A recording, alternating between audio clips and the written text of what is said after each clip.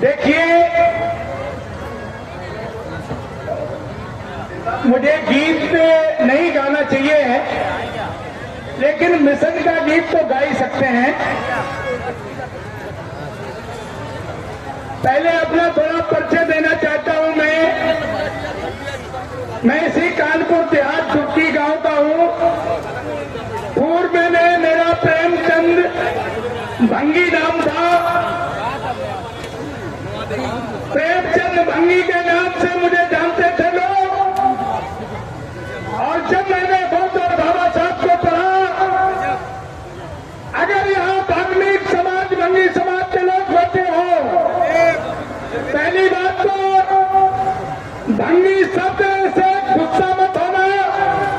भंगी जात नहीं होती है, भंगी एक पद है जिसका सब कुछ भंग कर दिया जाए, उसे कहा जाता है भंगी। जब काशी कुर्मी है गौरिया में हमारी कार कुमार ठाकुर ब्राह्मण बनिए, जुआ हार जाता है, खेती में नुकसान हो जाता है, कुछ नुकसान हो जाता है, तो सभी जात के लोग कहते हैं हम मिट गए, बर्बाद हो गए, अब भंगी बन गए। तो भंगी जात नहीं है, भंगी एक पद है। मित्रों, रामस्वरूप वर्मा ने कहा था कि बात ऐसे नहीं बनेगी इस देश में। यह मनवादी जो व्यवस्था है, यह खड़ी व्यवस्था है।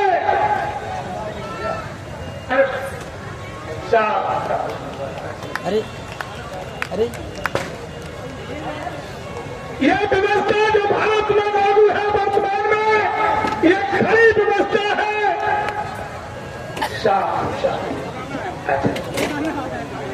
और इस खड़ी व्यवस्था को बड़ी व्यवस्था में बदलना है। बाबा साहब ने कहा, उन्होंने यही बात कही, खड़ी व्यवस्था को बड़ी व्यवस्था में लाना है।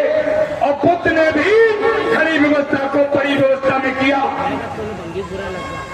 सभी पाचक लोगों से अनुरोध है, जब तक इस देश में भंगी नीचे होगा, तब तक ब्राह्मण ऊपर होगा। और बाबा साहब का मिशन, एलआईसी की यादव का मिशन, माननीय रामस्वरूप वर्मा का मिशन और बुद्ध का मिशन है, सबसे ऊपर भंगी होगा, नीचे ब्राह्मण होगा, तब ये व्यवस्था खत्म होगी। क्योंकि जिसे तुम भंगी कहते हो, यही इस देश का, यही एक देश का मूल निवासी राजा था।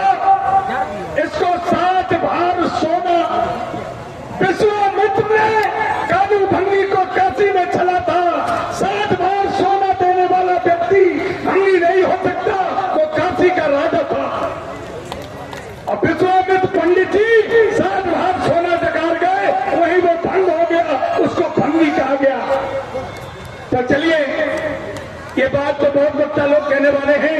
2 लाइन का एक गीत है, मिशन का गीत है, मैं आपके सामने पेश करता हूं।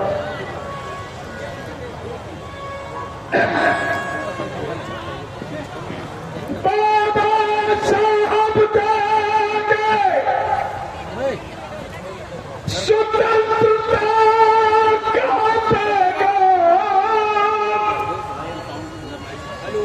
पूरा करने आए थे मानवर का सीरा।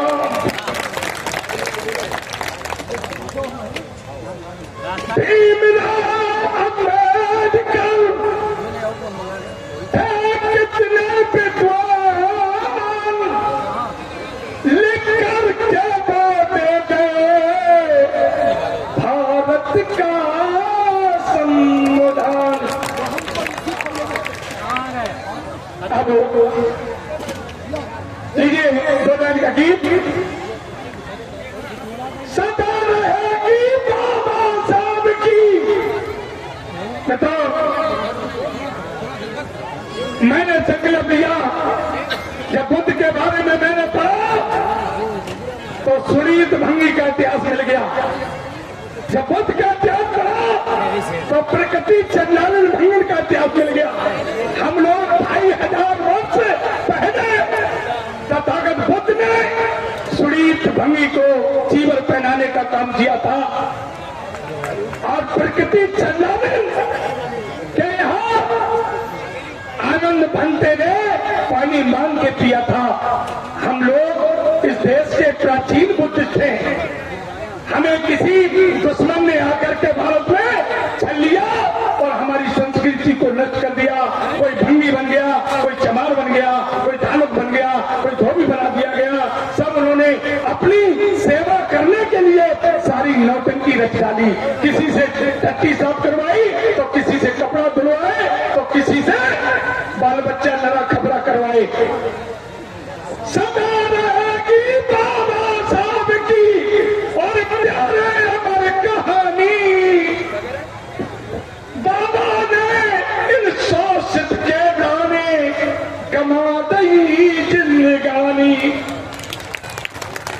कितने लोग हैं बाबा साहब की, बाबा साहब को मानते हैं? बहुत कितने लोग हैं जो महामना बुद्ध को मानते हैं? अब सब लोग हाथ गिरा लें।